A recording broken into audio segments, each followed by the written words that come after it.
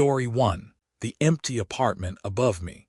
The first thing Ethan noticed about his new apartment was how quiet the building was. For Chicago, almost suspiciously quiet. The place was old but clean. Hardwood floors, narrow hallways, thick pipes running behind the walls. The landlord warned him that the heating system sometimes knocked at night and that the building settled when the temperature changed. So when Ethan heard footsteps above his bedroom at around 2 in the morning, he didn't think much of it. Someone was walking from one side of the apartment to the other, slowly. Bedroom, hallway, kitchen, then back again. Ethan rolled over and pulled the pillow over his head. Old building, thin ceiling, annoying neighbor. Simple. The next morning he ran into the building manager near the mailboxes. Who lives above me? The manager looked confused. Above 4B. Yeah, nobody.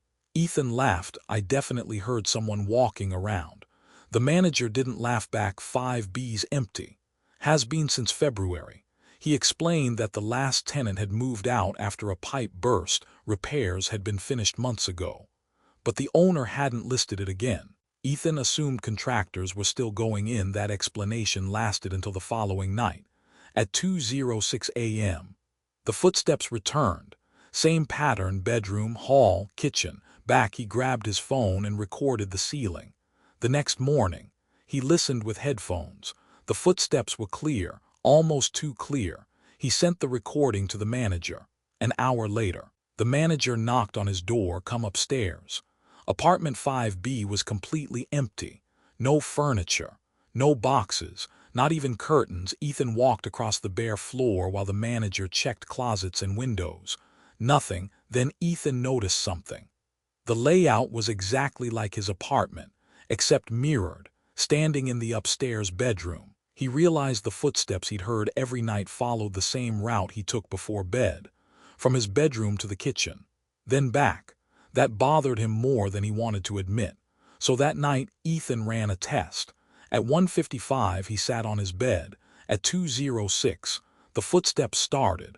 1 step, 2, 3. Moving toward the kitchen, Ethan stayed perfectly still. He listened. The footsteps stopped. For nearly a minute, nothing happened. Then Ethan stood before his foot touched the floor. He heard a step above him. He froze. He lifted his other foot. A step sounded upstairs first, then he took his own. He tried again. Upstairs, then downstairs. The thing above him was moving about 2 seconds before he did. Ethan spent the rest of the night on the couch. The next evening, he invited a friend over. They tested it together. Nothing happened. No footsteps. His friend joked that Ethan needed sleep. Maybe he was right. After midnight, the friend left. Ethan locked the door. At 2:06, the footsteps started immediately. This time they didn't go toward the kitchen. They walked straight across the apartment above him, then stopped directly over his bed. Ethan was standing in the hallway. He waited. The ceiling creaked. 1 step, then another, but something was wrong. They sounded quieter, not because they were farther away, because they weren't above him anymore. The next step came from his bedroom. Ethan stared into the dark room. Another step, closer. The floorboard beside his bed creaked. Then another. Something invisible was walking toward the hallway. 2 seconds before Ethan backed away. Story 2. Someone keeps accepting my deliveries. Megan didn't think anything was strange about the first missing delivery. She worked at a marketing agency and usually didn't get home before 7 that night. She ordered groceries to be left outside her apartment. At 6:14 p.m., her phone buzzed. Delivered. Handed to resident. That was odd. She had specifically selected leave at door. When Megan got home, there were no groceries outside. She contacted the driver. He responded almost immediately. Your husband took them. Megan stared at the message. She lived alone. She told him he must have had the wrong apartment. The driver insisted the number was correct. Tall guy. He wrote, gray shirt. Opened the door and took the bags. Megan assumed he'd made a mistake. The company refunded her order. End of story. Except it happened again the following week. Different restaurant, different delivery driver. Same thing, handed to resident. This driver said a man had opened Megan's door. She asked what he looked like. Didn't really see his face. It was dark inside. That night Megan checked every room, every closet. even the small storage space beside the water heater. Nothing. She changed the lock anyway. Then she bought a doorbell camera. The third delivery came on Friday. Megan stayed late at work on purpose. At 7:42 p.m., the camera sent a motion alert. She opened the live feed. The driver walked up. He checked the apartment number, knocked, waited. Then something strange happened. He looked directly at Megan's closed door as though someone had opened it. His expression changed. He smiled. "Hey." Megan turned the volume up. The door never moved. The driver held out the paper bag for a few seconds. He just stood there with his arm extended toward an empty doorway. Then he released it. Megan expected the bag to hit the floor. It didn't. The bag stayed suspended for half a second, then slowly moved forward and disappeared through the unopened door. The driver nodded, "Have a good one." Then he walked away. Megan watched the clip 6 times. At first she thought the camera had frozen, a compression glitch, anything. Then another notification appeared, "Person detected." Megan opened the feed. No one was outside. But the camera's night vision had changed exposure because something was blocking the inside edge of the lens. Someone was standing on the other side of the door, close enough to the peephole to darken it. That was impossible. The camera was outside. Megan called the police and waited at work. 2 officers met her at the apartment. The door was still locked. No signs of forced entry. Inside, nothing had been stolen, but the missing food was there. All 3 deliveries, placed neatly on the kitchen table. Every container was empty. One officer asked if Megan had a roommate she wasn't mentioning. She said no. Then he pointed toward the hallway. "What's that?" There was a gray men's shirt hanging over the back of her bedroom chair. Megan had never seen it before she left that night, while she was staying at a hotel. The doorbell app sent another alert, "Person detected." The camera showed her empty hallway. Then Megan's apartment door slowly opened from inside. A man stepped out, tall, gray shirt. He turned toward the camera. His face was hidden in shadow, but before the recording ended, he lifted one finger to his lips, as if he knew Megan was watching. Story 3. The baby monitor. Daniel bought the baby monitor used because, according to him, spending $300 on a camera designed to watch someone sleep felt ridiculous. His wife, Claire, disagreed, but the monitor worked. For the first month, it worked perfectly. Then one night, at 3:17 a.m., the screen on Daniel's side of the bed switched on by itself. Their daughter Emma was asleep in her crib.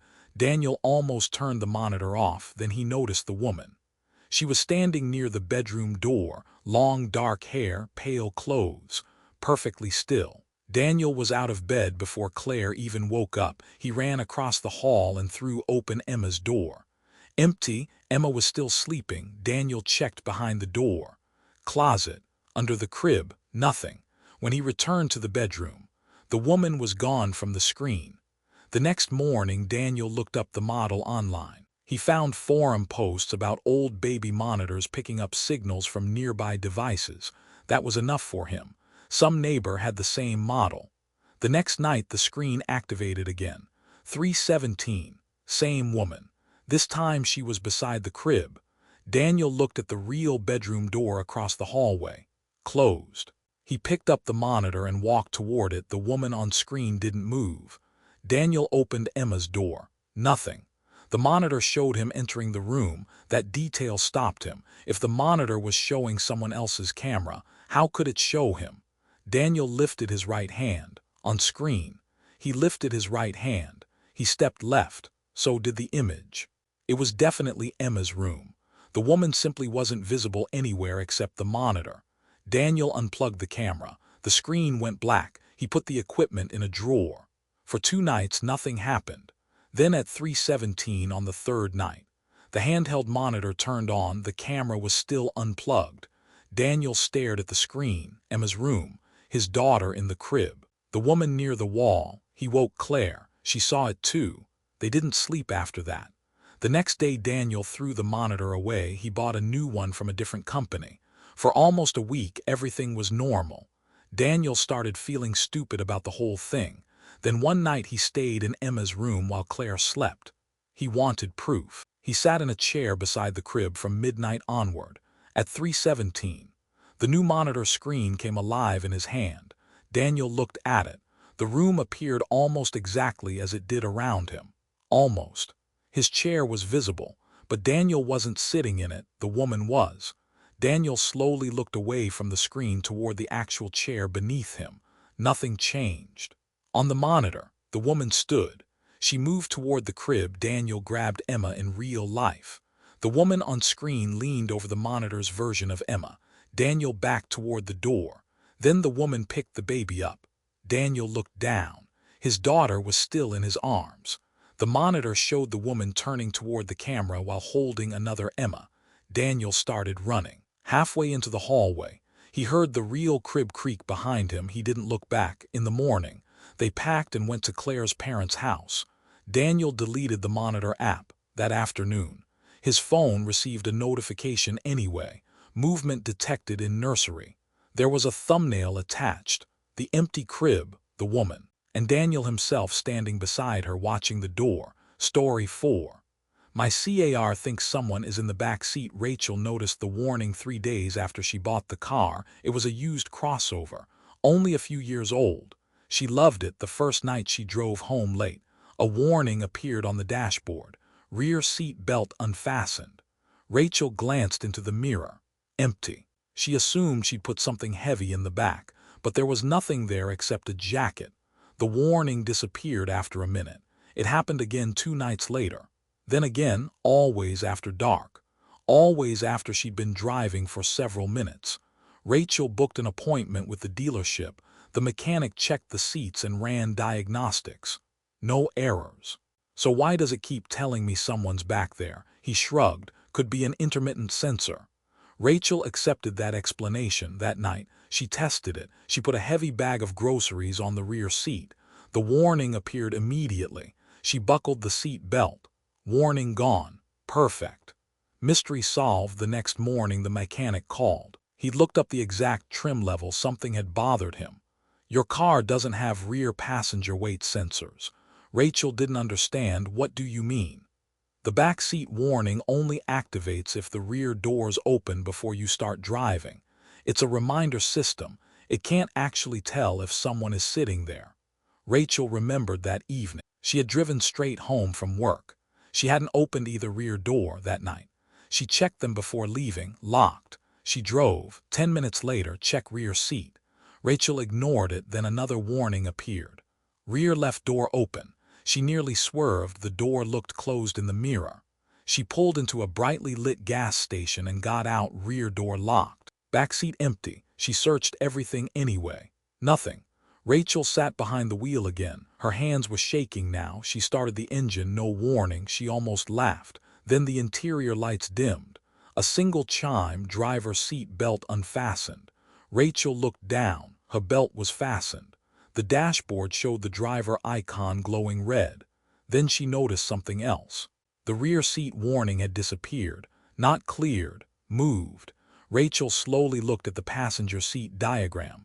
The system now showed someone sitting in the driver's seat, but according to the car, Rachel wasn't the driver. The engine shut off. The seat beside her compressed slightly. Then the driver's seat moved backward on its electric track. Rachel hadn't touched the controls. It moved as if adjusting itself for someone taller. She jumped out and left the car at the gas station. The next morning, the dealership called. They'd checked the vehicle again. Everything worked normally, except the driver's seat memory. Someone had saved a new position overnight. Driver profile 2. Rachel had never created a second profile. The name attached to it was returning driver. Story 5. The hotel room that doesn't exist. Marcus had stayed in enough airport hotels that they all looked the same. Gray carpet, framed photographs nobody looked at, air conditioner loud enough to drown out traffic. Room 614 was no different. He checked in just after 10, answered a few emails, ordered food and called his wife around midnight. The room phone rang. Marcus answered automatically. Hello. A man's voice said, "Could you keep it down?" Marcus lowered the television. "Sorry, didn't realize it was that loud." "No problem." The caller hung up.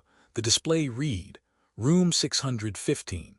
The next morning, Marcus left early for his meeting. As he stepped into the hall, he noticed the room numbers: his door 614, to the left 612, to the right 616. Marcus stopped. Maybe 615 was across the hallway. It wasn't. He checked again. There was no 615 at reception. He mentioned it casually. The woman behind the desk typed for a moment. "We don't have a 615. I got a call from it last night." She smiled politely. Probably a display error. Was there ever a room 615? No. Marcus accepted the answer. Hotels had weird wiring. That night, he returned around 11. At 12:03, the phone rang. Room 615. Marcus didn't answer. It rang 6 times and stopped. 30 seconds later, knock, knock, knock, not at his door, from inside the wall to his right. The wall facing room 616. Marcus pressed his ear against it. Silence, then a man's voice, muffled through the drywall. "Hello." Marcus stepped back. The room phone rang. He answered this time. "The same voice you didn't answer." Marcus called the front desk. Security arrived within minutes. They checked room 616. A tired businessman opened the door. He'd been asleep, no one else inside. Marcus explained the knocking. The guard looked uncomfortable but said old plumbing could sound strange. The following morning, Marcus asked to change room. The hotel was full. He decided he could survive one more night. At 11:50 p.m., he unplugged the room phone. At midnight, nothing happened. 12:10, still nothing. Marcus smiled. Then his cell phone rang. Unknown caller. He answered, the same man's voice. "You unplugged me." Marcus hung up. Immediately, 3 knocks came from the wall, then 3 from the opposite wall, then 3 from behind the headboard. The phone rang again. Marcus answered without speaking. The man whispered, "You're being very quiet tonight." Marcus grabbed his bag and left. In the hallway, he nearly ran into a housekeeper pushing towels. He asked which room was on the other side of his right wall. 616. "What about behind the wall at the head of my bed?" She frowned. "Nothing, service shaft." Marcus took the elevator downstairs and checked out at reception. A different employee looked up his reservation, then frowned. "Sir, you were moved yesterday." "No, I wasn't." "Yes. It says you requested room 615. Marcus stared at her. "You said that room doesn't exist." The employee turned the monitor slightly. There it was. Guest, Marcus Hale, room 615, status, occupied. Behind him, the elevator opened. The display above it showed a floor Marcus hadn't seen before. 6:30. His room phone began ringing upstairs. And somehow, standing in the lobby, Marcus could hear it. Story 6. The photo backup. Olivia only opened the folder because she thought she had found old college photos after a system update. Her phone displayed 47 old photos restored from backup. She didn't remember deleting 47 photos. But cloud storage did strange things. The first pictures were normal. Friends. Food. Her old apartment. A trip to Seattle. Then she reached the last 7. The first showed Olivia's current house at night. She had never taken it. The angle was from across the street. The second was closer, her front window. The third showed Olivia standing in her kitchen. Photographed from outside. She stopped scrolling. She lived alone. Maybe the photos came from some old shared album. She checked the metadata. Same phone model she currently owned. Same device ID, taken 3 nights earlier. Olivia opened the 4th image, closer again. Now the camera appeared to be directly outside her kitchen window. Olivia was visible inside washing a glass. The 5th photo was taken through the glass. The 6th wasn't outside at all. It showed her hallway. Taken from inside the house. Olivia stood up. Every door was locked. She checked the rooms. Nothing. When she returned to the couch, she stared at the 7th image without opening it. If picture 6 had been taken inside, where had picture 7 been taken from? She tapped it. Olivia was sitting on the couch. Same clothes. Same lamp turned on beside her. Same phone in her hand. Exactly as she was now. The photograph seemed to have been taken from behind the couch. Then Olivia noticed the timestamp. Taken 11:48 p.m. Her clock read 11:46. She dropped the phone. For almost 2 minutes, She didn't move. 11:47. Nothing. 11:48. Her phone vibrated on the floor. One new photo added to backup. Olivia didn't touch it. Then she heard the camera shutter sound behind her. She ran outside and called a friend. Police checked the house. Nothing unusual, no forced entry, no hidden cameras. Her friend convinced her to stay somewhere else, at his apartment. Olivia opened the backup folder again. There were now 8 strange photographs. The newest showed her empty living room. The couch was visible. The lamp was still on, and behind the couch stood a person. Only part of them was visible: a shoulder, an arm, a hand holding a phone. Olivia zoomed in. The phone screen was facing the camera. On that tiny screen was another photograph. Olivia sleeping in her friend's apartment. Timestamp: tomorrow morning. Story 7. The smart lock. Noah installed the smart lock because his old one kept sticking. For the first few days, he loved it. His phone told him whenever the door opened, he could check whether it was locked from work. Then he noticed something odd in the activity log. 3:04 a.m. Front door unlocked. Noah assumed he'd accidentally triggered it. The next morning, 3:04 a.m. Front door unlocked. Then again, every night, exactly 3:04. Noah changed his password. He removed his account from every device except his phone. He disabled voice assistant. Still. 3:04 a.m. unlocked. He contacted support. They checked the server logs.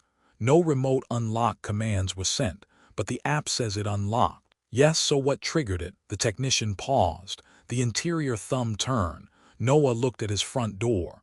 The lock could be opened manually from inside, if someone physically turned it. The app recorded the action. He searched his apartment.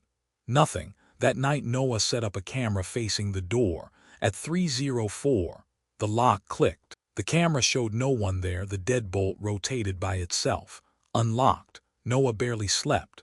The next morning he reviewed earlier logs more carefully. There was something he hadn't noticed. Each night there were actually 2 events. 3:04 a.m. unlocked. 3:05 a.m. locked. Someone opened the door, then locked it again. He checked his hallway camera. Nothing appeared outside. No one entered. No one left. That bothered him, so the following night, Noah sat in a chair facing the door. 3:03. He held his phone. 3:04. Click. The deadbolt turned. Noah stared.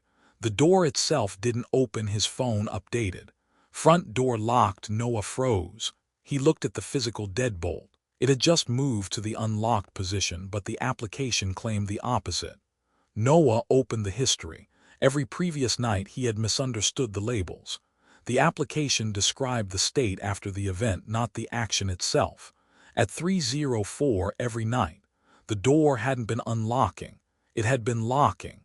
At 3:05 it became unlocked again. Someone wasn't entering his apartment. Something already inside was leaving. A soft sound came from behind Noah. The bedroom floor creaked. The front door handle slowly turned. Noah didn't wait. He ran through the door and down the hallway. From the stairwell he watched his apartment. The door closed by itself. His phone buzzed. Front door locked. A second notification appeared. New user added. Noah opened it. There was no name, only a device label. Home. Story 8. The night shift camera. Alex's night shift was usually boring. That was exactly why he liked it. From midnight until 6. He sat alone in a security room watching 16 camera feeds from an office building that was completely empty. At 2:13 a.m., camera 12 detected motion. 3rd floor. A man stood beside the elevator. Alex grabbed the radio. Sir, the building is closed. No response. The man didn't move. Alex called again. Nothing. He took his flashlight and went upstairs. 3rd floor empty. He checked the bathrooms, conference rooms, emergency stairs. No one when he returned to security. The man was on camera 8. 2nd floor. Alex stared. Maybe he'd missed him on the stairs. He went to the 2nd floor. Nothing when he got back. The man was on the 1st, closer to the security office. That was when Alex noticed the pattern. Every time Alex left the security room, the man moved 1 floor closer, so Alex stayed. For 20 minutes, nothing happened. The man remained on the 1st floor camera. then disappeared. Alex relaxed, probably a technical glitch. At 3:02, one camera feed expanded automatically. Camera 16, the security room. Alex saw himself sitting at the desk. He had forgotten there was a camera behind him. On the screen, someone was standing directly behind his chair. Alex's entire body went cold. He didn't turn around on the monitor. The man leaned slightly closer. Alex stared at the screen. The figure was tall, dark clothes, face hidden by the camera angle. Alex slowly reached for the panic button. The man on screen lifted his hand, not toward Alex, toward the camera. He pointed. Alex looked at where the finger indicated. The door. Someone was visible through the small window, another man, standing in the hallway. Alex turned toward the window. No one. When he looked back at the screen, the figure behind him was gone. The figure outside the door was now inside the security room on camera. Alex still couldn't see him in reality. He ran. He stayed in the parking lot until police arrived. The building was searched. Empty. Management reviewed the footage the next day. They called Alex in. The third floor footage showed the man. Second floor too. First floor too. But camera 16 was different. Alex watched himself at the desk. There was no man behind him. Instead, throughout the entire recording, Alex himself was standing in the hallway outside the security room, watching through the window, while another Alex sat inside. Story 9. The wrong Uber. Emily checked the plate twice before getting in. Black Toyota. 7KRF 221. Driver, Kevin. Everything matched. That was what made what happened next so difficult to explain. She had just left a concert downtown. The streets were crowded and rideshare pickups were chaotic. The driver barely spoke. Emily sat in the back and checked the route. They were heading toward her apartment. 10 minutes later, her phone buzzed. Your driver Kevin has arrived. Emily frowned. She opened the app. A small car icon was sitting outside the concert venue. 4 miles behind her, she looked at the driver profile. Black Toyota, same license plate, same driver's face. Emily's stomach tightened. Maybe the app had glitched. She looked at the man driving, same profile picture. She texted the driver through the app. Where are you? Reply, outside the east entrance. Emily looked out the window. They were already on the highway. She typed, I'm already in your car. The typing dots appeared, stopped, appeared again, then no you're not. Emily looked up. The man driving was watching her through the rearview mirror. She quickly lowered her phone. Another message. Someone used my plate last month. Call 911. Don't let him know you noticed. Emily's breathing changed. The driver smiled slightly. You okay? Yeah. She pretended to look outside. The highway exit for her neighborhood passed. You missed the exit. Road closure. There wasn't one. Emily opened the emergency call screen beneath her jacket before she could press it. The driver spoke. You're talking to Kevin, aren't you? Emily froze. The driver's eyes met hers in the mirror. It's rude to text another driver when you're already in someone's car. Emily pulled the door handle. Locked. She tried the window. Disabled. Then her phone rang. Kevin. Emily answered and put it on speaker. A panicked voice said, Emily, get out of that. The call ended. The man driving laughed, but not loudly, more like he was genuinely amused. Emily looked at the navigation screen mounted near the dashboard. There was no destination address anymore, only one message. Returning passenger, what does that mean? The driver tilted his head. You really don't remember? Emily said nothing. He reached into the center console and placed something on the passenger seat. A phone, old, cracked screen. Emily recognized the case. It was hers. The phone she'd lost 3 years earlier. She had dropped it somewhere after a late-night ride home. The driver looked at her again. You left this last time. Her current phone buzzed. The real Kevin sent one final message. Police checked the plate. That Toyota was destroyed in an accident 3 years ago. Emily looked up. The driver smiled. Almost home. Outside. The road had become completely unfamiliar. Story 10. The Airbnb basement. The basement rule wasn't unusual enough to make Tyler suspicious. The Airbnb listing said, basement is private storage. Please do not enter. Fine. He wasn't renting the basement. The house itself was small, clean and isolated enough to be peaceful without feeling creepy. On the second night, Tyler woke at 1:30 a.m. to the sound of a washing machine. The rhythmic thump came from below the kitchen. Spin, pause, spin. He checked the laundry closet upstairs, empty, then remembered the basement. Tyler messaged the host, "Hey, is there a washing machine downstairs? It sounds like one is running." A reply came 5 minutes later. "There is no washing machine in the basement." Tyler stood in the kitchen listening.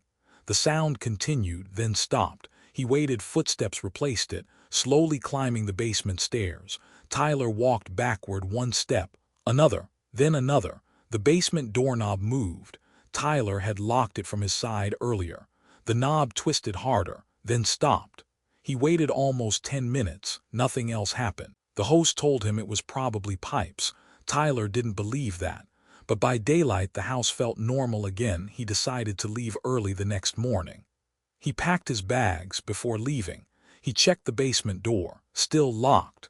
Tyler drove away at 8:15, an hour later. The host messaged him, "Why did you leave the basement unlocked?" Tyler pulled over. "I didn't. I never opened it." 3 dots appeared. "The cleaner says the door is open," Tyler replied. "Maybe the lock broke." The host didn't answer for several minutes. Then, "Who was staying with you?" Tyler stared at the screen. "Nobody." "Why?" The response came immediately. "Cleaner says there are 2 sets of used towels." Tyler remembered the bathroom. He had used 1 towel all weekend. Another message, "and 2 pillows in the master bed." Tyler called the host. The man sounded genuinely confused. He said the cleaner had found muddy footprints leading from the basement stairs to Tyler's bedroom, none leading back. Police checked the house. The basement was mostly empty storage.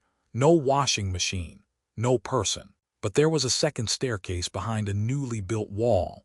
It led upward, not to the kitchen, to a narrow space between the walls, a space that ran behind the bedroom. Tyler deleted the Airbnb app. 2 days later, he received an automated request to review his stay. It asked, "How would you rate your host?" Below that was another question he'd never seen before. "How would you rate the other guest?" There was already a profile picture, Tyler sleeping in bed, photographed from inside the wall. Story 11. Someone joined the Zoom call. There were supposed to be 5 people on the call. Sarah noticed the 6th tile first. David R. Camera off. Microphone muted. She almost ignored it. Their company had hundreds of employees. Then Mark, the team manager, stopped talking. He stared at the participant list. "Who invited David?" No one answered. Sarah asked, "Who's David?" Mark looked uncomfortable. "He used to work here." "Used to? He died last year." Everyone went silent. Mark quickly removed the account. Probably an old login. Someone reused his credentials. That explanation lasted less than a minute. David R. rejoined. This time his camera was on. The video showed one of the office conference rooms, empty. Lights off except for the emergency lighting. Sarah recognized it immediately. Conference room C. They were all working from home. The building should have been locked. Mark called security while he waited. The camera feed continued. The conference room door slowly opened. Sarah appeared, not someone who looked like Sarah. Sarah, same sweater she was wearing on the call, same hairstyle, same face. The real Sarah stared at her own video tile. What the hell? The Sarah in the conference room entered, pulled out a chair and sat down, then looked directly into the camera. "Okay, I'm here." Her voice came through David's microphone. "Who are we waiting for?" Mark disconnected the entire meeting. Everyone called each other separately. Sarah wanted to believe it was pre-recorded footage, so she checked. The sweater she was wearing had arrived in the mail that afternoon. She had never worn it before. Security searched the office. Conference room C was empty, but 1 chair had been pulled away from the table. The following morning, IT reviewed the meeting logs. The account named David R. hadn't joined the call according to the server. There had only ever been 5 participants. Sarah asked about the recorded meeting. IT sent her the video. Mark, Sarah, 3 coworkers. 5 tiles, no David. No conference room. But during the final minute, Sarah noticed herself behaving strangely, while everyone else looked confused. The real Sarah's video showed her repeatedly glancing to the side at something off camera. Sarah didn't remember doing that. She turned the volume up. Just before Mark ended the call, a faint voice came from Sarah's microphone. Not from the conference room, from behind her in her own apartment. "Okay, I'm here." Sarah stopped the video. Then she noticed the participant count in the recording. It still said 6. Story 12. The voicemail from my OWN number. Lucas thought the first call was spam. His phone rang at 11:32 p.m. Caller ID displayed his own number. He took a screenshot because it looked funny, then ignored it. A voicemail appeared. Lucas played it. His own voice said, "Don't go home tonight." The message ended. Lucas laughed nervously. Caller ID spoofing was easy. Voice cloning wasn't exactly impossible either. Someone was messing with him. Then he heard something in the background. Tick, tick, tick. Lucas replayed the message. He knew that sound, a cheap wooden clock hanging above his kitchen doorway. Its second hand was unusually loud. Lucas was currently at a friend's house. The recording sounded like it had been made inside Lucas's apartment. His friend told him to call the police. Lucas said that was ridiculous. Still, he decided to sleep on the couch. At 2:11 a.m., his phone rang again, his number another voicemail. Lucas played it. His voice whispered, "You weren't supposed to listen." The clock was still ticking in the background. Then another sound, 3 knocks. Lucas sat completely still. "That's your front door," his friend said. Lucas knew. He had heard that exact hollow knock hundreds of times. He turned the phone off. In the morning he returned home with his friend. The front door was locked, nothing damaged, nothing missing. The clock still hung above the kitchen. Lucas began to feel embarrassed. Then his friend noticed something on the dining table, a phone. Same model as Lucas's, same case. Same scratch near the camera. Lucas held up the phone already in his hand. They were identical. The second phone had no passcode. Only one app was open. Voice recorder. Inside were dozens of files. Most were dated in the future. Lucas played the first. His voice. "Don't go home tonight." The next. "You weren't supposed to listen." Then a third recording, timestamped for later that evening. Lucas hesitated before playing it. His voice sounded exhausted. "If you're hearing this." I tried again. Pause. "The calls aren't warning me." Lucas looked at his friend. The recording continued. "They're warning you." Another pause. Then Lucas's recorded voice whispered, "Don't let me leave the apartment." Someone knocked on the front door. 3 hollow knocks. Lucas's friend walked toward it. Lucas grabbed his arm. The second phone began ringing. Caller ID, Lucas. The phone already in Lucas's hand began ringing too. Caller ID home. Story 13. The security light. Every morning at 4:12. Amy's backyard security light turned on. At first she blamed animals. The neighborhood had raccoons. Cats, occasionally deer. She checked the doorbell camera.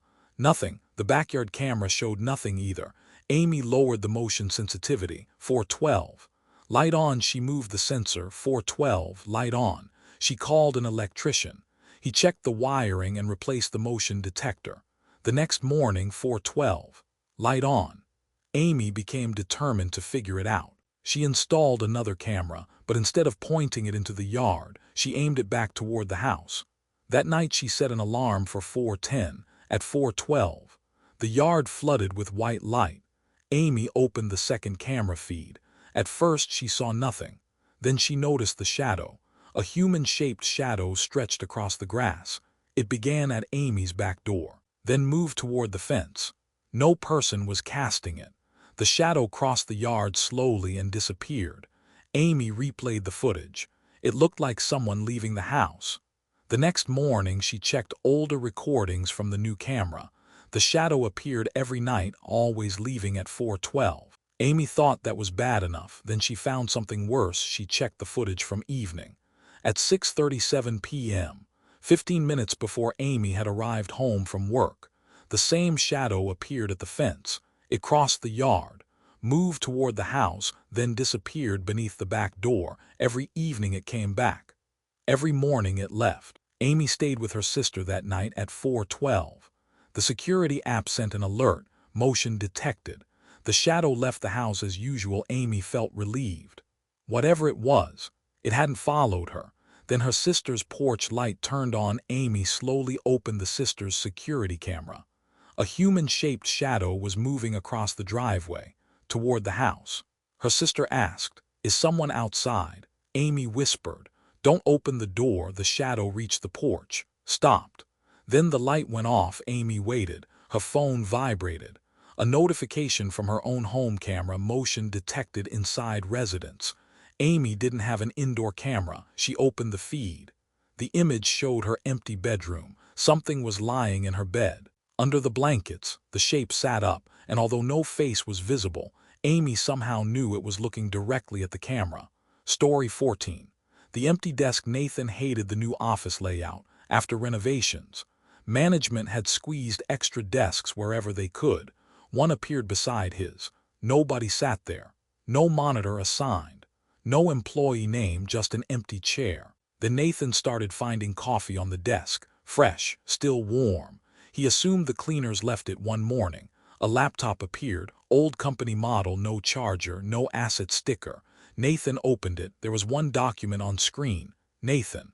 Monday. Inside was a list. 9:14. Nathan gets coffee. 9:32. Call with Brian. 10:05. Printer jam. 10:22. Nathan says, "Of course." Nathan checked the time. 10:31. Everything had happened, even the phrase at 10:05. The printer had jammed and Nathan had muttered, "Of course." He called IT. By the time someone arrived, the laptop had shut down. IT couldn't identify it. Serial number didn't exist in their inventory. They took it away. Tuesday morning.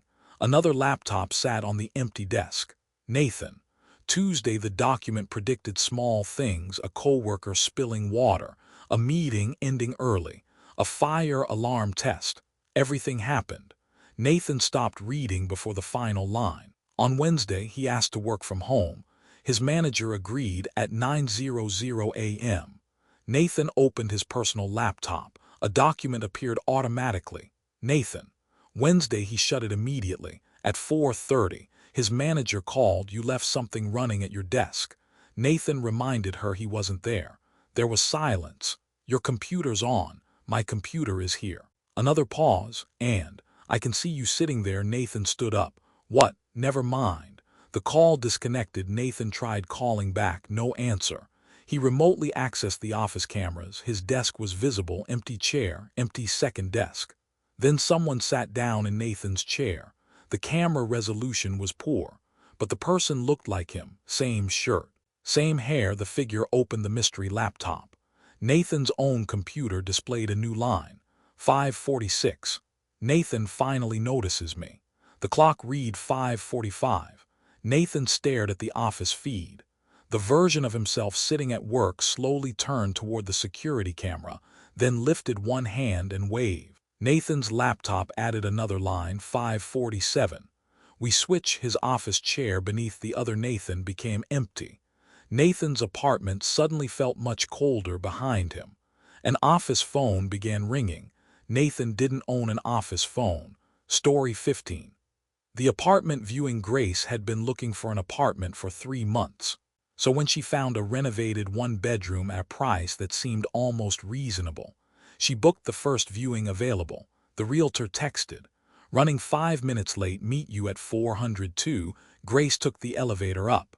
Apartment 402 door was slightly open. She assumed the realtor had arrived first. Hello. No answer. Grace stepped inside. The apartment looked exactly like the listing. White walls, new floors, large windows, empty rooms. She had been inside for maybe 3 minutes when her phone buzzed. "I'm downstairs. Where are you?" Grace replied, "Already in 402. Door was open. The typing indicator appeared immediately. Don't move." Grace frowned, then another. 402 is locked. Grace walked toward the entrance. The number on the inside edge of the door was clearly visible. She called the realtor. "Grace, listen to me. Come into the hallway." "Why? We don't show 402. What do you mean? There was a fire in that unit." "It's not listed." Grace looked around. Everything was spotless. "What apartment am I standing in?" The realtor didn't answer. A sound came from the bedroom. A closet door closing. Grace backed toward the entrance. She reached for the handle. There wasn't one. She stared. The entire front door was gone. In its place stood a full-length mirror. Grace saw herself, behind her. The apartment appeared reflected exactly as expected, except in the reflection. The entrance door still existed, and it was open. Grace turned around, no door. She faced the mirror again. In the reflection, someone stood in the hallway outside the apartment, the realtor. Grace almost called out, then she noticed the real realtor was still speaking through her phone. "Grace, are you there?" The woman in the mirror stepped through the reflected doorway. She looked exactly like the realtor's profile picture. She walked toward Grace. Grace backed away from the mirror. "I'm looking at you. What, you're inside?" The real realtor's voice changed. "Grace, I'm still downstairs." The reflected realtor stopped, then smiled. Grace ran into the bedroom. There was a window. She looked down, fourth floor. Her phone suddenly lost signal. Then the apartment changed. The fresh paint darkened. The clean floor became stained. Smoke marks spread across the ceiling. The room now looked burned and abandoned. Grace heard footsteps approaching. Then the front door appeared again, real this time. She ran through it. The hallway outside was normal. The realtor was standing near the elevator, pale and confused. Grace never rented the apartment. Weeks later, curiosity got the better of her. She found the original listing online. It had been removed, but the final listing photograph showed the living room. In the mirror on the wall, Grace was visible, standing in the apartment, looking toward the camera. The photograph had been uploaded 2 years before she ever visited. Story 16. My neighbor waves every night. Ben noticed the woman because she was always at the window. His apartment faced another building across a narrow courtyard. Most windows were dark at night. Hers wasn't. Every evening around 11, she'd appear. Same window, same place. And wave. The first few times Ben ignored her. Then he started waving back. It became a strange little routine. He never saw her clearly, just a woman-shaped figure behind the glass. One afternoon, Ben met the building superintendent outside. He casually asked who lived across from him. The superintendent looked at the window. "Nobody." "What?" "That unit's under renovation." Ben laughed. "No, there's a woman there every night." The superintendent took him across the courtyard. The apartment was empty. No furniture, no curtains. Plastic sheets covered the floor. The exact window where Ben saw her had no blinds at all. That night Ben kept his own curtains closed. At 11:03, someone tapped his window 3 times. Ben lived on the 7th floor. He didn't open the curtains. Another 3 taps. Then his phone buzzed. Unknown number. A photo. Ben standing beside his window, taken from across the courtyard. Caption: "Why didn't you wave?" Ben called police. They searched the empty apartment. Nothing. The officer told him someone was probably harassing him from another unit. Ben slept with the curtains closed. At exactly 11:03 the next night, the tapping returned, then the phone. Another photo. This one wasn't taken from across the courtyard. It was taken from inside Ben's apartment. Ben was sitting on the couch. The picture showed the back of his head. In the dark window beyond him, the woman was visible, still waving. Ben turned. Nobody in the room. He looked toward the curtains, closed. His phone buzzed again. Better. Then, "Now come closer." Ben moved away from the window. The tapping stopped for nearly a minute. Silence. Then someone knocked on his apartment door. Ben checked the peephole. The hallway was empty. He stepped back. His phone lit up with a video call. Unknown number. Against every instinct, Ben answered. The screen showed his apartment hallway, his own front door. Someone was standing directly outside it. The woman raised her hand and waved. Ben's phone camera automatically switched to front-facing mode. His own face appeared. Behind him, the curtains slowly began to open. Story 17. The shared calendar. Sophie almost deleted the first calendar event without reading it. Dinner with Sophie. 8:00 p.m. No location. No organizer she recognized. She assumed spam. Deleted the next morning. Call Sophie. 6:00 p.m. Deleted. Then, wait outside Sophie's office. 5:30 p.m. That felt different. Sophie checked account activity. No unfamiliar logins. She changed the password anyway. The events continued. What worried her most was that they became increasingly specific. Buy coffee before Sophie arrives. 8:16 a.m. At 8:17. Sophie entered her office. A coffee sat on her desk. Her usual order, no one knew who brought it. Sophie contacted IT. They checked everything. No one else has access to your calendar, but someone is creating events. According to the logs, you are. That evening another event appeared. Sophie finds the calendar. 9:14 p.m. Sophie looked at the clock. 9:13. At 9:14.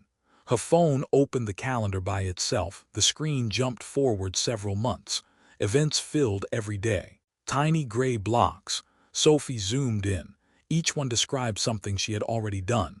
Breakfast, meetings, phone calls, trips, doctor appointments. It was a complete record of her life. Then she reached tomorrow. Sophie doesn't come to work. The day after tomorrow was empty. So was the next, and every day after that. Sophie stayed home the following morning. If the calendar expected her not to show up, fine. Maybe she could break whatever pattern it represented. At 9:02, her boss texted, "You okay?" Sophie replied, "Yes, working from home today." Immediately, tomorrow's empty calendar changed. A new event appeared. Sophie learns IT can change. Then another. Sophie tries to delete me. Sophie deleted the calendar app. Her phone restarted. When it came back on, a new event appeared as a system notification. Sophie looks behind her. 9:07 a.m. The time was 9:06. Sophie didn't move. 9:07. Nothing happened. She laughed nervously. Then another event. Sophie doesn't look behind her. Then, that's okay. Then I'm in front of her now. Sophie's laptop screen went black.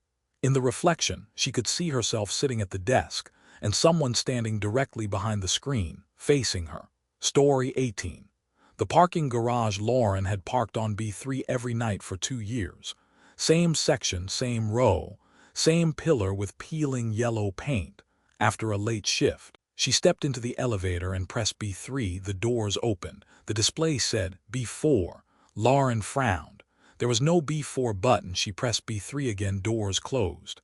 Elevator moved, opened B4. This time Lauren stepped out. The garage looked almost identical to B3. Same concrete columns, same fluorescent lights. Even her car was parked in its usual spot.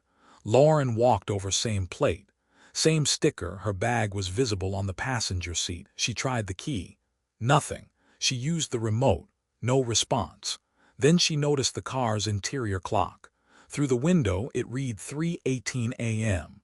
Her phone said 11:46 p.m. Lauren called building security. "I'm in the garage, but the elevator keeps showing B4. The guard laughed. "There's no B4.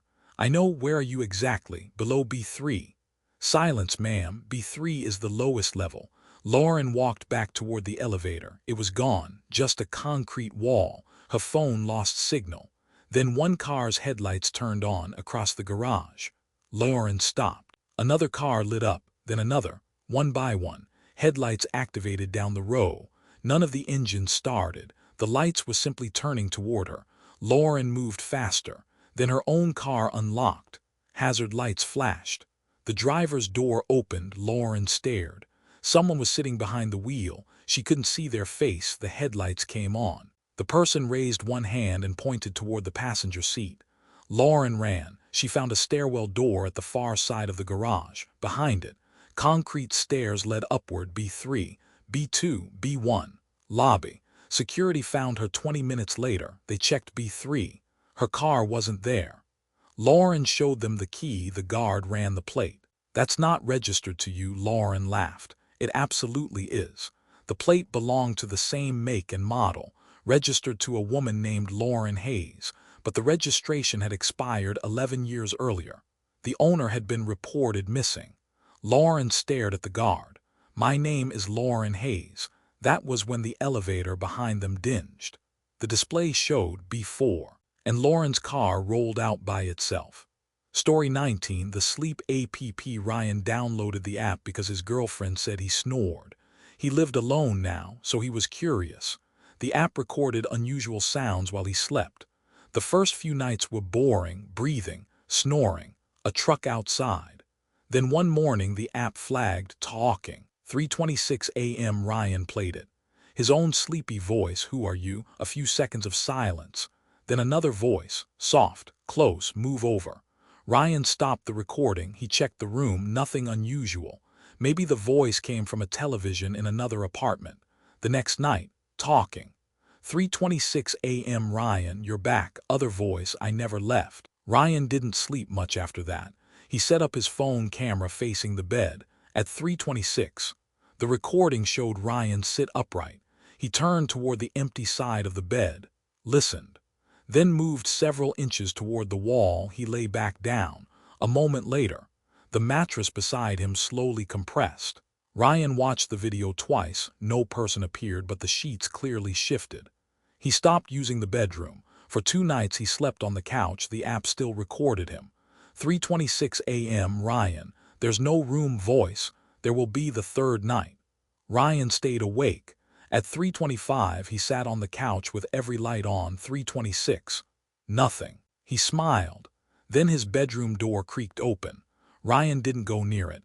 The sleep app sent a notification, "Sleep talking detected." Ryan was awake. He opened the recording. His own voice came from the phone. "Where did Ryan go?" The other voice answered, "He's awake." Ryan stopped breathing. On the recording, his own voice whispered, "Can he hear us?" The reply, "Yes." Silence. Then both voices spoke together. "Hi, Ryan." The couch cushion beside him sank. Ryan ran outside. He stayed with a friend the next morning. The app showed 8 hours of recorded sleep. Ryan hadn't slept. He opened the timeline. The graph showed someone breathing steadily in his bedroom all night. At 6:42 a.m., one final sound was detected. A whisper. "Move over." Story 20. The house on Street View. Jason looked up his house on Street View because he wanted to see how bad the yard had looked before he bought it. The latest image was 2 years old. Jason stood on the front porch. That was strange. He didn't remember seeing the camera car. Then he noticed someone in the upstairs window. A dark figure. Jason lived alone. He switched to the previous capture date, 3 years old. There he was again, standing on the porch. Same position, same clothes, but Jason hadn't owned the house then. He went back another year, again. Jason on the porch. The figure upstairs, another year, same thing. By then Jason was starting to feel sick. He called the previous owner. The man confirmed the house had been empty for several months before Jason bought it. Jason asked about someone living upstairs. "No." "What about the previous Street View images?" The owner hung up. That night Jason kept thinking about the window. He finally went upstairs. The room facing the street was his spare bedroom. Nothing inside except boxes. He stood where the figure would have been. From there, he could see the exact spot on the porch where Street View showed him standing. Jason opened the newest available capture. It had updated. 3 days ago, the porch was empty. For the first time, Jason wasn't there. The upstairs window was empty too. Jason almost felt relieved. Then he rotated the Street View camera. The dark figure was standing directly beside the Google car. Close to the lens, Jason zoomed in. The figure's face was blurred automatically, like a normal person's face. Except the blur had a label. When Jason clicked it, Jason M. He stepped away from his computer. A car engine passed outside. Jason looked through the window. A mapping vehicle was slowly driving down his street. Camera mounted on top, Jason watched it go. His computer screen refreshed. New imagery available, captured today. Jason opened it. The camera car was outside his house. The porch was visible. Someone stood there. But Jason was currently upstairs. He rotated the view toward the second floor window. Someone else was standing there. Also Jason. Story 21. The doorbell history. Chloe came home from vacation Sunday night. The next morning she reviewed her doorbell camera. Packages, neighbors, a cat. Then she found an alert at 3:08 a.m. from Tuesday. Someone was standing on the porch. Chloe, same height, same hair, same face. But Chloe had been 800 miles away. The woman didn't knock, she simply stared into the camera for 2 minutes. Wednesday, 3:08 a.m. Chloe again. A little closer. Thursday closer. Friday her face nearly filled the frame. Saturday's recording lasted only 7 seconds. The other Chloe stood so close that only her eyes were visible, then the feed cut out. Chloe checked Sunday's footage. The night she'd returned home. 3:08 a.m. No outdoor recording instead. There was a file labeled Indoor Camera. 3:09 a.m. Chloe didn't own an indoor camera. She opened it. The video showed her living room. Dark. The perspective was from the corner near the ceiling. Chloe entered the frame. The real Chloe remembered this. She had come downstairs for water around 3.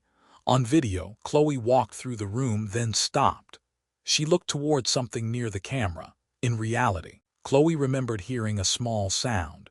She had assumed it was the refrigerator. On the recording, Chloe stared upward for almost 10 seconds, then walked away. After she left, another person stepped into frame, the other Chloe. She looked directly up at the camera, then followed. Chloe called the police.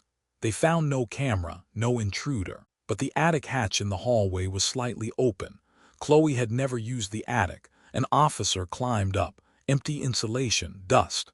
No footprints, except directly above Chloe's bedroom. There was a clean rectangular space where someone had been lying. Chloe stayed at her parents' house.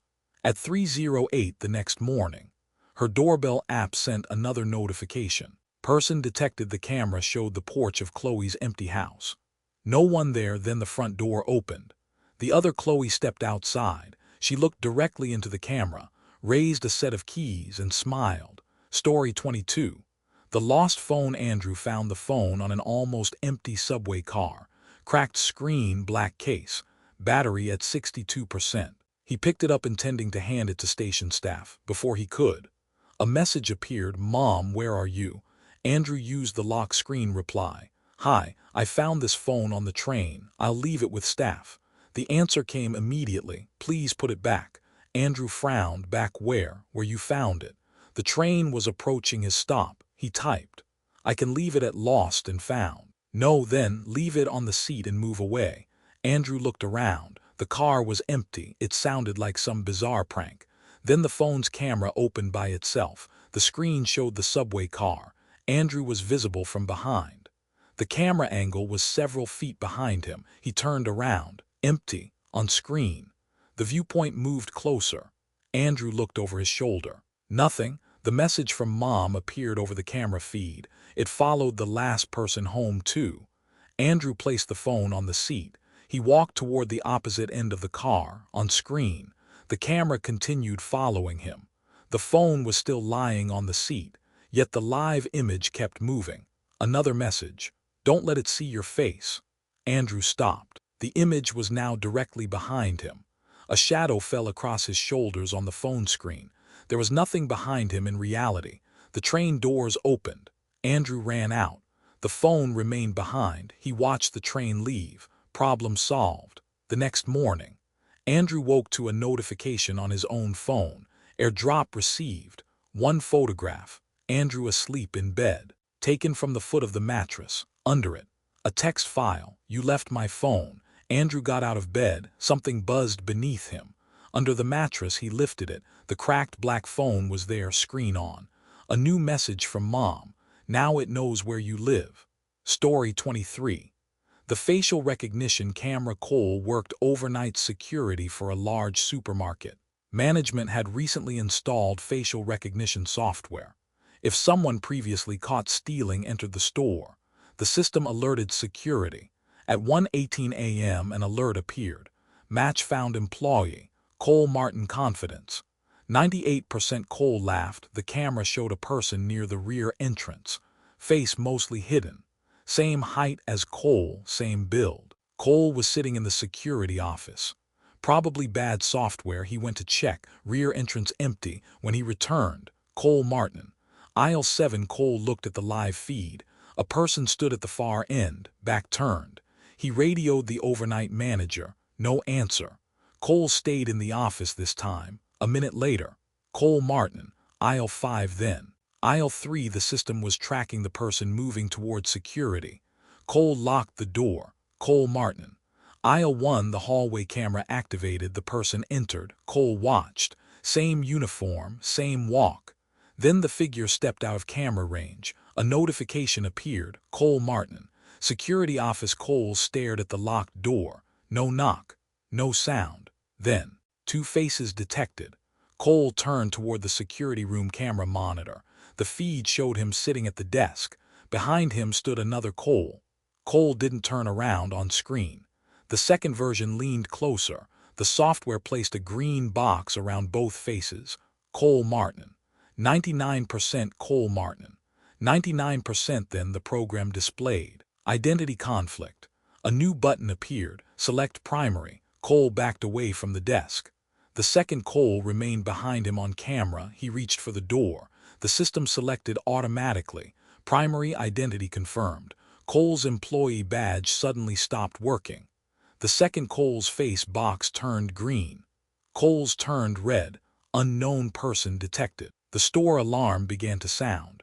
Over the loudspeaker, security alert. Unauthorized individual in security office. Cole looked at the camera. The other version of himself smiled. The system had decided which one belonged there. And it wasn't him. Story 24. The online house tour. Madison wasn't planning to move, she just liked browsing real estate listings. One night she found a house priced suspiciously low. The listing included a 3D virtual tour. She opened it. Kitchen, dining room, living room. Normal. Then she rotated the view toward the hallway. Someone stood at the far end, a person in dark clothes. Madison moved to the next panoramic point. The hallway was empty. Probably a stitching error. Then she entered the bedroom. The figure was visible again. Closer. She clicked away. Something about the furniture looked familiar. A small round table, blue curtains, a lamp with a chipped base. Madison zoomed in. Her stomach tightened. That wasn't the house from the listing. It was her apartment. She looked around her actual living room. Same table, same curtains, same lamp. Madison clicked through the tour. It showed every room in her apartment, even areas she'd never photographed. Then she reached the bedroom. The virtual bedroom showed Madison asleep. She closed the website. An email arrived. Thanks for viewing the property. Below it. Would you like to schedule an in-person tour? Madison blocked the sender. Another email. Seller is motivated. She unplugged her laptop. Her phone buzzed. A new property alert. The thumbnail showed the outside of her apartment building. Price, $0 status. Available now. Madison called a friend and told her what was happening. While they spoke, the listing updated. A new photograph appeared. Madison sitting on her couch, phone to her ear, taken from the hallway. She looked toward the hallway. Empty. The page updated again. The photographer was closer. Another image. Closer. Madison ran to the front door before she opened it. The website displayed. Viewing in progress. Someone knocked from the other side. Madison looked through the peephole. Nobody. Then a notification. Potential buyer has entered the property. Behind Madison. The bedroom floor creaked. Story 25. The elevator camera. Mia usually enjoyed working late because she avoided rush hour. That changed one Tuesday night. She entered the elevator on the 18th floor. Pressed lobby. The doors closed. A small screen above the buttons normally displayed advertisements. Instead, it switched to a live security feed. The elevator interior. Mia saw herself standing near the panel and a man in the rear corner. Mia turned. No one there. She looked back at the screen. The man remained. The elevator passed floor 16 on screen. The man moved one step closer. Mia pressed lobby repeatedly. Another step, another. Mia hit the alarm button. Nothing. She pressed door open. Nothing on the screen. The man continued approaching. By floor 8, he was directly behind her. Mia couldn't see his face. She could see his shoes. She looked down at the actual elevator floor. Only her own shoes. Floor 3. The man leaned toward her ear on screen. Mia heard a faint breath in real life. Floor 2. The screen went black. Lobby. Doors opened. Mia ran. The security guard looked up. Hey. Mia kept moving. Ma'am. She stopped. The guard pointed toward the elevator. Where's the guy who came down with you? Mia looked back. Empty elevator. She told the guard what happened. They reviewed the footage. Mia entered alone on the 18th floor. The elevator descended. Nothing strange. Then at floor 8, Mia suddenly moved forward as though making room for someone. At floor 3, She turned her head slightly, as if listening. At the lobby, Mia ran out. The guard paused the recording. Wait, in the closing elevator doors. The polished metal reflected the interior. Mia was gone, but another person was standing there. The man from the screen. The elevator doors closed. It began going up. The floor indicator stopped at 18. Mia's office access badge registered an entry 30 seconds later. Mia was still standing in the lobby. Story 26. The customer support chat. Emma's phone started acting strangely after an update. Apps opened by themselves. The camera activated randomly. Messages marked themselves as read. She assumed malware. Emma contacted customer support. The agent introduced himself as Daniel. He asked permission to run remote diagnostics. Emma accepted. For a few minutes, everything seemed normal. Then Daniel wrote, "I'm seeing another remote session." Emma, what does that mean? Someone else may have access to your device. Emma sat up. Can you disconnect them? Trying now. Her photo gallery opened. It scrolled by itself. Old vacation photos, family, work, then recent pictures. Emma sleeping, Emma cooking, Emma watching television, photographs taken from across the room. Emma stopped breathing. She had never taken them. More appeared. Emma entering the shower, Emma brushing her teeth, Emma sitting in bed. She wrote, "How were these taken?" No answer. Daniel. Finally, Emma, disconnect your phone from Wi-Fi. She did. The gallery kept moving. Turn it off. Emma held the power button. Nothing happened. Then Daniel wrote, "I'm no longer connected to your device." Emma stared at the chat. Another message appeared. Same support interface. Different agent name. I know. Emma dropped the phone. It continued typing. He was interrupting us. Emma grabbed her laptop and opened the support website. No active chat. She called the official number. An employee checked the ticket. There is no Daniel working tonight. Emma looked at her phone on the floor. Its front camera was pointed toward her. The camera shutter clicked. New message. Look better when you're scared. Emma covered the camera with tape. The screen went black. For several seconds, nothing. Then the laptop camera light turned on. Emma hadn't opened any program. The laptop displayed a new support chat. Camera unavailable. Another line, trying another device. Emma's television turned on. Black screen. Then a live image appeared. Emma standing in the room, filmed from behind. Story 27. The package I never ordered. Michael found the package outside his door when he got home. No return address, no shipping label. Just his name written in marker. Inside was an old digital video camera, battery fully charged. There was one video file. Michael pressed play. The footage showed his house from across the street. Night. The camera moved toward the front door. It entered, walked through the hallway, up the stairs. Michael paused the video. His actual front door was locked. He checked every room. Nothing. He returned to the camera. The footage continued into his bedroom. Michael appeared on the bed, sleeping. Timestamp tomorrow. 2:43 a.m. Michael laughed nervously. Someone had created a fake video, but the shirt on the chair was the shirt he'd bought that afternoon. The book beside the bed had been placed there an hour earlier. Michael decided not to stay home the next night. He booked a hotel across town. At 2:43 a.m., he sat awake watching television. Nothing happened. The next morning he checked the digital camera. There were now two videos. The second had been recorded during the night. It showed the hotel. The camera moved through the lobby, entered the elevator, stopped at Michael's floor, walked down the hallway toward his room. Michael turned the camera off. He checked out immediately. He considered throwing the device away. Instead, he handed it to police. They told him there was probably someone stalking him. An officer kept the camera as evidence. That evening Michael stayed with his brother. At 11:20, his brother found a package outside, no label, Michael's name written in marker. Inside was the same camera. Third video. This one started inside Michael's brother's house. No approach. No entrance. Already inside. The camera moved down the hallway, past Michael's sleeping brother toward the guest room. Michael stopped the footage. The timestamp read, tonight. 1:17 a.m. It was 1:14. Michael grabbed his brother and ran outside. At 1:17, all the lights inside the house turned off. Michael's phone buzzed. A video attachment. No sender. It showed Michael and his brother standing outside, filmed from an upstairs window. Then the camera slowly moved away from the glass, back into the house, as if whatever had been recording had realized Michael wasn't coming inside and was willing to wait. Story 28. The empty train. Hannah caught the last train after a 12-hour shift. She was exhausted. 3 other passengers sat in the carriage.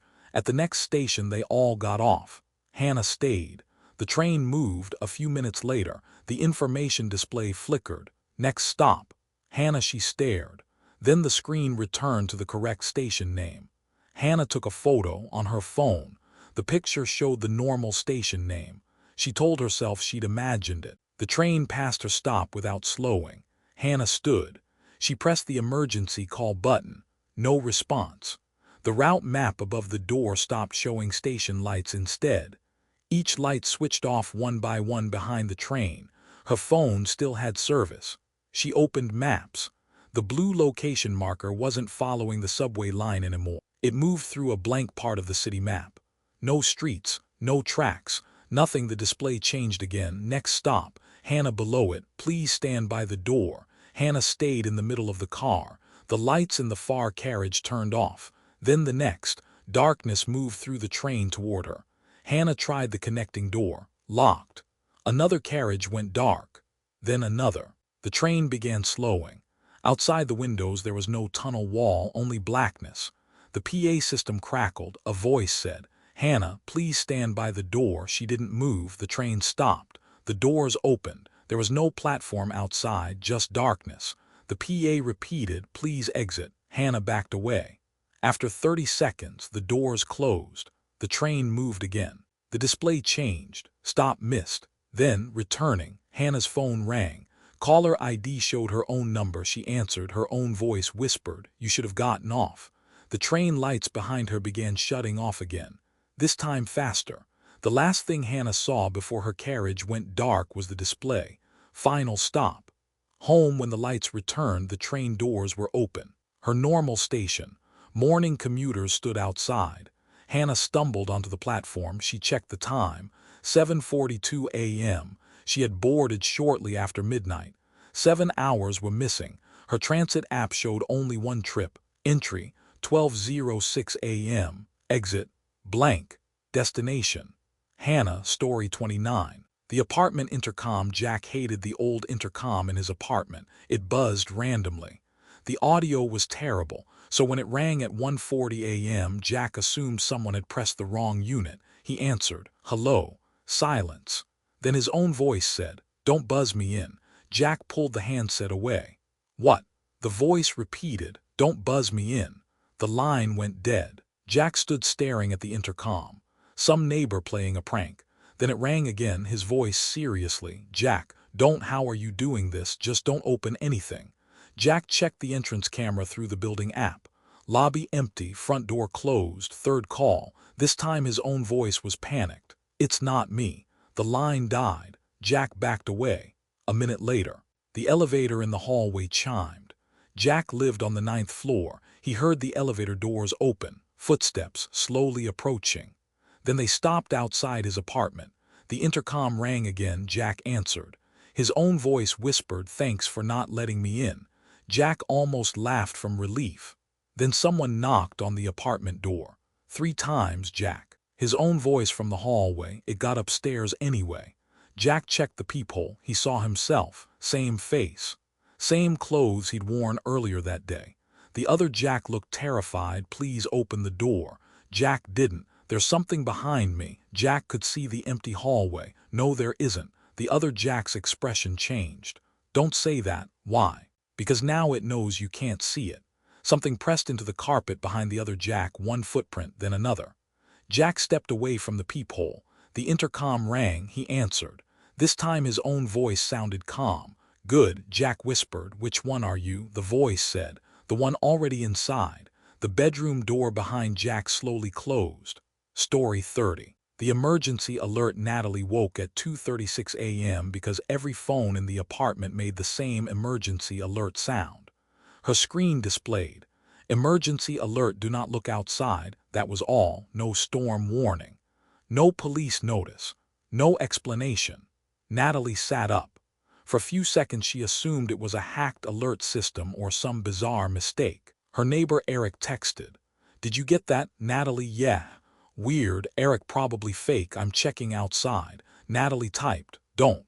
Too late, 3 dots appeared, then, "There's nothing out here." Another message. Wait, then silence. Natalie opened the county emergency management website. Nothing, weather normal, no police notices. No alerts on social media, fake almost certainly. Her phone sounded again. Second alert, do not respond to anyone who looked outside. Natalie stopped. Someone knocked on her apartment door. Natalie, Eric, open up. Natalie didn't answer. Natalie, seriously, you need to see this. She texted him instead. What did you see? The message showed delivered. No answer. Knock. Knock, knock. Natalie, her phone screamed again. Final alert if they know your name. Move away from the door. Natalie backed toward the kitchen. Eric stopped knocking. For almost a minute the apartment was silent, then Natalie heard him speak again. Not from the hallway, from the kitchen. Natalie. She froze. The kitchen was around the corner, she couldn't see inside. Her phone displayed another warning, do not approach familiar voices. Natalie moved toward the bedroom instead, from the kitchen. Natalie, it's okay, same voice, perfectly normal. Then Eric texted her. Natalie almost dropped the phone. Eric, are you awake? She stared. A second message. My phone just gave me some weird alert. Natalie typed. Where are you? At my girlfriend's place. Why? The voice in the kitchen stopped. Natalie locked herself in the bedroom. She called emergency services. The line connected, an operator answered. 911, what's your emergency? Natalie whispered that someone was inside her apartment. The operator asked for her address. Natalie gave it. The operator became quiet, then asked, have you looked outside? Natalie felt her stomach drop. No. Good. The voice wasn't coming only through the phone anymore. Natalie could hear it faintly outside her bedroom door. The operator continued, stay away from the windows. Natalie whispered, who are you? Silence. Then the operator said, Natalie, open the bedroom door. She ended the call. The handle moved. Once, twice. Then stopped. Natalie climbed into the closet and called the police again from her laptop. This time the dispatcher told her officers were on the way. 10 minutes later, she heard them enter. Natalie, police. She didn't move. They identified themselves. Gave badge numbers. The dispatcher confirmed they were real. Natalie finally opened the closet. The apartment was empty. No Eric, no intruder, no forced entry. One officer searched the kitchen, then noticed something. Natalie's window blinds were open. She always kept them closed at night. The officer walked toward them. Natalie shouted, don't look outside. He stopped. The other officer gave her a strange look. Then both their phones emitted the emergency alert tone. Natalie's phone did too. A new message. Updated instructions. They now know which apartment you are in. Nobody moved. Then, from somewhere in the courtyard below, Natalie's voice called, officer. All three stared at one another. Her voice came again. I'm down here. The officer closest to the window instinctively turned his head. Natalie grabbed his sleeve before he looked. The sound stopped. The alert changed. Good. 3 seconds later. Do not let them know you understand the rules. The apartment lights went out. Something moved in the hallway. The officers raised their flashlights. Nothing. Then Natalie's phone showed another message. Not an emergency alert this time. A regular notification. Emergency alert ended. Everyone exhaled. The lights came back. The apartment was quiet. One officer checked the hallway. Empty. The other radioed downstairs. Everything normal. For the first time in nearly an hour. Natalie believed it might actually be over. Then Eric texted again. Hey, did you ever figure out what that alert was? Natalie stared at the message before she could answer. Another text appeared, not from Eric. From her own number. You did well then. Most people look. Natalie didn't respond. A final message appeared. That's why we only need to send the warning once. Natalie read it twice. The words bothered her. Not because of what they said, because of the word we. Behind the police officer standing in her bedroom, Natalie's phone camera detected a face. A yellow square briefly appeared on the screen. There was no one there. Then the phone made the emergency alert sound one final time. New area detected, do not look behind you.